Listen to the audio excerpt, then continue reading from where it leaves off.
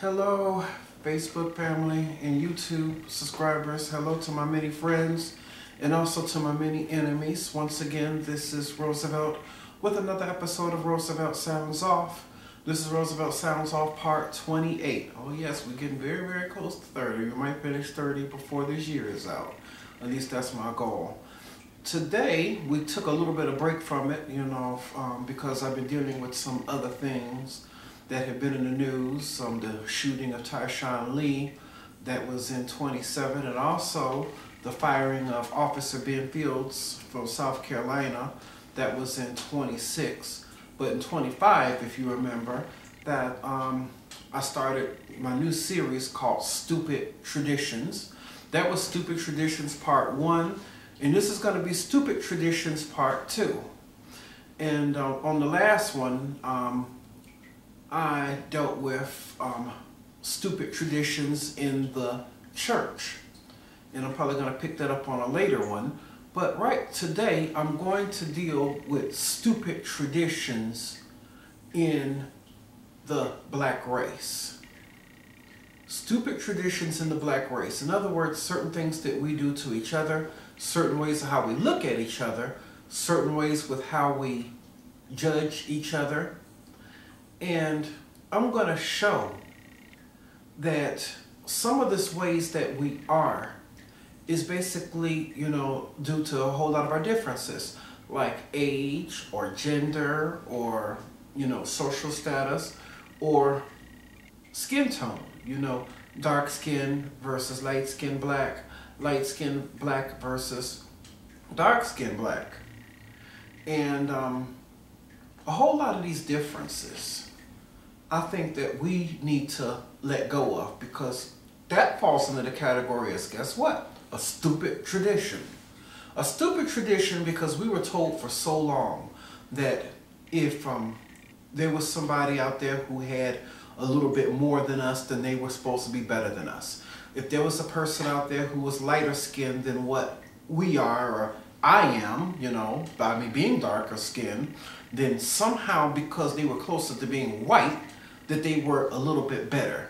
Because somebody had soft hair versus coarse hair, that they were a little bit better. We were told a whole lot of this kind of stuff, and a whole lot of this kind of stuff has just resonated in our minds to where we actually believe that this kind of thing is normal. So this has been going on in black society, and I'm even going to give you an example of how it has even been within my own family.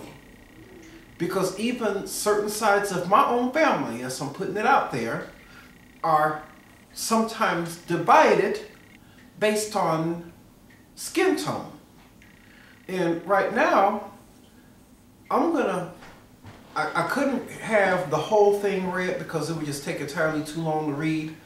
But I'm going to have my reader get ready to read to you a portion of what is called the Willie Lynch letter. In case you all don't know, the Willie Lynch letter was a letter that was written by a slave owner named Willie Lynch. That's where we get the name Lynch from, lynchings that took place in the South. And basically he was telling other slave owners how they could keep a successful regime of slavery going for hundreds of years by using the differences of black people against them. So right now we're going to listen to a portion of the Willie Lynch letter, and I am going to break it down to you as this goes forward. Go on and read for me, please. I have outlined a number of differences among the slaves, and I take these differences and make them bigger. I use fear, distrust, and envy for control purposes. And you see, control purposes. Now this is what white America does, is use some of our differences to make us jealous of each other, to make us hate each other, to even make us kill each other. Go on. These methods have worked on my modest plantation in the West Indies, and it will work throughout the South. Take this simple little list of differences and think about them. On top of my list is age, but it's there only because it starts with an A. The second is color or shade. There is intelligence, size, sex, sizes of plantations, status on plantations, attitude of owners, whether the slaves live in the valley or on hill. In other words, some people, whether they live in the valley or on the hill. We can also interpret this in today's language, because we got to take the stuff that was said, because this was written way back then. But we can use this for today and see how this makes a difference. Somebody or another so-called higher class black person who lives on top of the house on the hill will look down on the person living in the other black person who's supposed to be his so-called brother or sister living in the broken down shack in the valley. Go on and read. East, west, north, south have fine hair, coarse hair, or is tall or short. Now that you have a list of differences, I shall give you an outline of action. But before that, I shall assure you that distrust is stronger than trust, and envy stronger than adulation, respect, or admiration. The black slaves, after receiving this indoctrination, shall carry on and will become self-refilling and self-generating for hundreds of years. And it's still even though this was said way back then, it's still going on, because once these stupid thoughts, these stupid traditions were put in black people's heads, that it has resonated from slavery up until today. Move on to the next one part. Maybe thousands.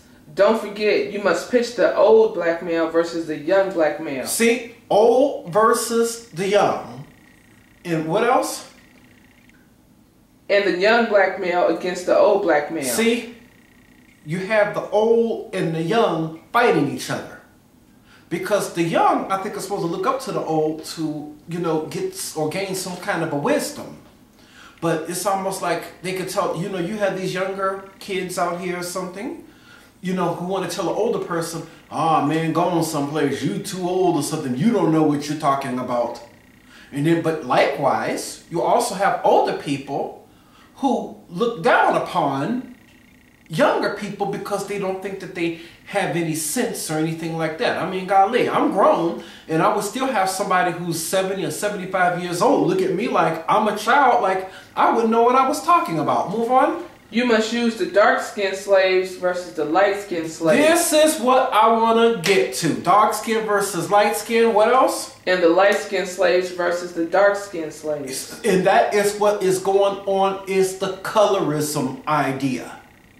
Where light-skinned people, have to be careful with saying the word all. I'm trying to get better with that, because I was sure about to go there. But some, or a whole lot of light-skinned people, because they are lighter skinned, and some of them could pass, as a matter of fact, a whole lot of them do try to pass for white, that they use their status or use their skin tone to try to get a leg up in so-called white society, and use their skin tone against darker skinned people. I mean, it was going on during slavery days, because that was put in slaves from that time, and it's going on till today again. Move on. You must use the female versus the male and the male versus the female. See, that is how come a whole lot of us black men sometimes have problems dealing with black women.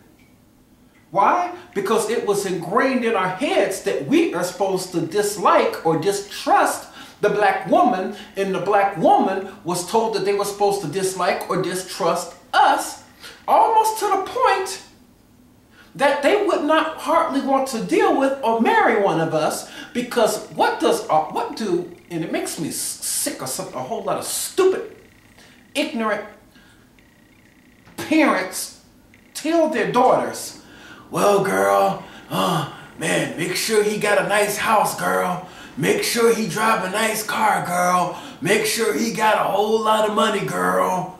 And if they meet a man who does not have these kind of things, what do?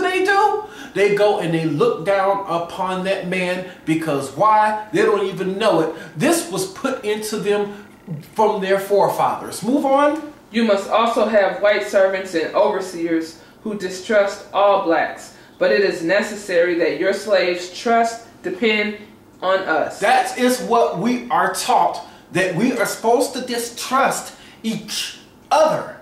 But yet we're supposed to depend on white or white American society when a whole lot of white things that go on in white American society is just set up to possibly destroy us. Is any more there? They must love, respect, and trust only us. Gentlemen. Only us. That means only white American society. Now, gentlemen, what? Gentlemen, these kids are your keys to control. Use them. Have your wives and children use them. Never miss an opportunity. If used intensely for 1 year, the slaves themselves will remain perpetually distrustful. Thank you, gentlemen. This is the reason how come we see a whole lot of problems in black American society right now. And the worst thing is, a whole lot of black people are too ignorant to even know it. That this kind of thing was ingrained and embedded in them from the days of their forefathers during slavery. Like I told you, it's even happened within a certain side of my family. Where a certain side of the family, they're, you know, could be a little bit more lighter skinned or whatever. And they would treat someone who's darker skinned, even in our own family, differently than they would treat a brown skinned person or treat somebody who's light skinned. I mean, even in my own family, this Thanksgiving, I'm not hanging out with some of my family in Chicago for Thanksgiving because Thanksgiving is going to be at a certain family member's church who's fair-skinned, and all of them on that side of the family basically, you know, treat darker-skinned people differently. I mean, come on now, for real, for crying out loud. They even had a baby born on that side of the family a couple of years ago. And the only thing that these people were focused on was that the baby came out light. Oh, the baby looks so nice because it came out light. The baby looks so cute because it came out light. The baby is so wonderful, Lord, because it came out light. Hogwash! You stupid freaking idiot, you. First of all, you should be happy that you were just, first of all, even blessed to have a child when a whole lot of people don't even have children. And second of all, just be happy that the child is healthy. What are you so focused on having a child that's coming out light? We need to get this stupid stuff out of our minds as black people. This goes on even in my own family. This is another stupid tradition of racism and colorism, should I say, in the black community that has taken over and has turned into a stupid tradition that has pitted blacks against each other from slavery up until now. Case in point. Now, for many of you all who have been to colleges, and I'm pretty sure there's many of you all out there who could have joined fraternities and sororities. Now, back a long time ago, in case some of you all missed the news, black people could not join white sororities. So, therefore, a group of people got together and they formed what is called the Divine Nine. The Divine Nine is a collection of black, fraternal, and sorority organizations that is for the betterment and to set up to help and for black people to join. But even though these black organizations, I'm talking about, you know, Alpha Kappa Alpha, Alpha Phi Alpha, Kappa Alpha Psi, Sigma Phi Beta, these were set up for blacks to join and to be part of. But even when these things got going and got started, these were set up against some black people. Because back then, in case for some of you all who don't know, they had what they call the brown paper bag test. That means that if you were as light or as lighter of, you know, the color of a brown paper bag, then you could join or they would allow you to pledge. But on the other hand, if you were darker than a brown paper bag, then you were excluded. Now today, a whole lot of the fraternal and sorority organizations like this have gotten out of that practice, but still, it is part of history, and it was a part of what I feel was wrong with this country. And most of all, what is wrong with black organizations is that black organizations were set up, a whole lot of them, to practice racism against each other. I mean, this is not right when you're supposed to have this organization or fraternal organization or sorority that is supposed to promote unity. They practice the same kind of colorism and racism that the white fraternities and sororities practiced. And a whole lot of it, they have gotten away from a whole lot of it, but some of it is still there. And it should not be there. No, I mean, as people, we're supposed to be able to come together and not allow this stupid tradition of color in the type of kind of hair you got. I mean, because even when it comes down to hair, I mean, you know, you have what is called good hair, or what they say, because I'm using the world's words, good hair, and then you have bad hair. The good hair is supposed to be like if you were black who was, let's just say, lighter skinned, even some of us dark skinned people. You know, you came out and stuff with the extra soft hair, and maybe your hair looked like or something, you know, hair that a white person might have because it was so soft. That was considered good hair. But if your hair was much more thicker and much more coarse, like, you know, some people say the so-called Africanized hair, they would consider that to be bad hair. But, you know, one of my ex-girlfriend's father, I mean, one time I used the statement or used the word good hair, he got highly offended because he said, hey, what's the difference in between, that's how he talks, I gotta imitate him, right? I gotta do my thing. What's the difference in between good hair and why you gotta call it good hair? And hair is just hair. Because at the end of the day, hair is just hair. Why should we get into the habit of calling hair that looks or seems more white good hair, but the hair that seems more Africanized or black, we want to say that it's bad hair? Some of these things, and some of these things that we were taught, and some of this stuff that is embedded in us, it's a stupid tradition that actually needs to leave. It actually needs to go. It actually needs to flee far away. Because at the end of the day, for us as black people, and just if you want to leave the race out of it, it's not doing us any good to have us against each other. I mean, black people, even on certain jobs, have a certain mentality. Because even when it comes down to status on jobs, if it's another black person over you, and I'm pretty sure some of you all have went through this and have borne witness to this a few times in your life, sometimes that black person or that black boss who is over you is much more meaner, nastier, and harsher, and more low down and eviler than any white boss you could ever have. Why? Because they think, a whole lot of black people in power and black people in control, they think that if they're mean to black people under them, then that makes them look good in the eyes of white society.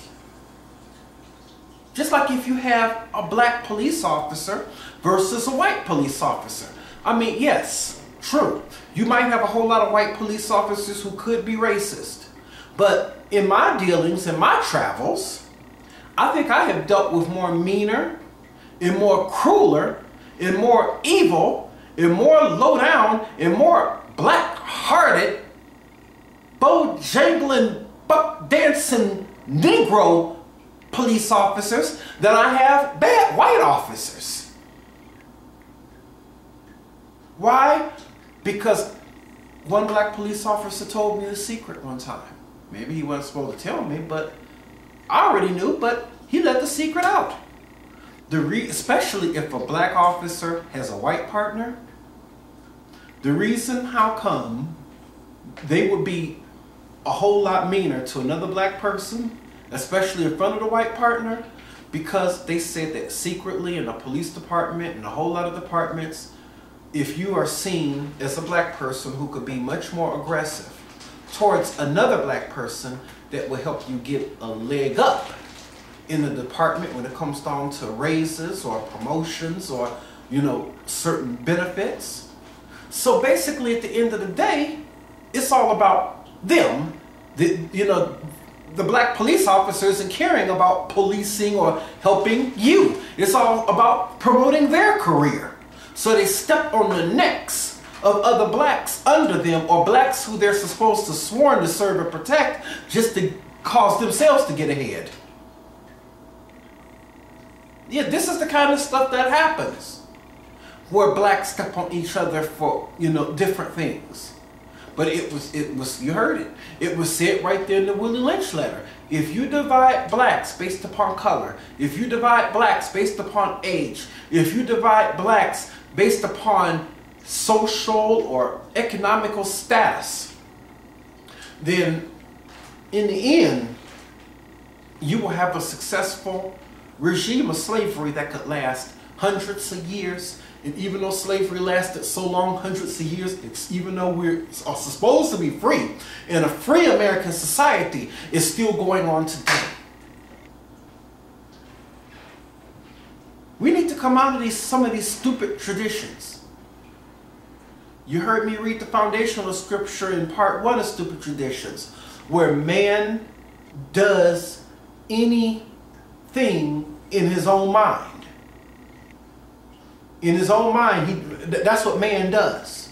So it's man who set up all of these pitfalls. It's man who set up all of this stuff. It's man who set up racism. It's man who set up colorism.